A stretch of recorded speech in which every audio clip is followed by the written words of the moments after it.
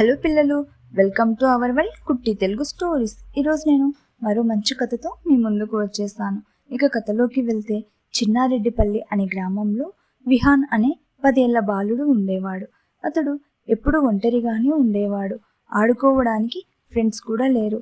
తల్లిదండ్రులు కూలి పని కోసం రోజంతా కష్టపడుతూ ఉండటం వల్ల విహాన్తో సమయం గడపలేకపోయేవారు. విహాన్ మాత్రం ఏమీ అర్థం కాక మట్టి రోడ్డు పక్కన కూర్చొని ఆకాశాన్ని చూస్తూ ఉండేవాడు. అలా ఒకరోజు నడుచుకుంటూ మార్కెట్ రోడ్లోకి వెళ్ళాడు. అక్కడ రంగురంగుల బలూన్స్తో ఒక బామ్మ నిలబడి వాటిని అమ్ముతోంది. ఆమె పేరు రంగమ్మ. ఆమె దగ్గర ఎరుపు, నీలం, ఆకుపచ్చ, పసుపు రంగు గల బలూన్స్ గాలిలో నాట్యం చేస్తున్నాయి. విహాన్ ఆ బలూన్స్ వైపు ఆశగా చూస్తున్నాడు, కానీ దగ్గరికి వెళ్ళలేదు. మరి నెక్స్ట్ ఏం జరగబోతుందనేది మనం నెక్స్ట్ వీడియోలో చూద్దాం. అంతవరకు నా వీడియో నచ్చితే లైక్ చేసుకోండి,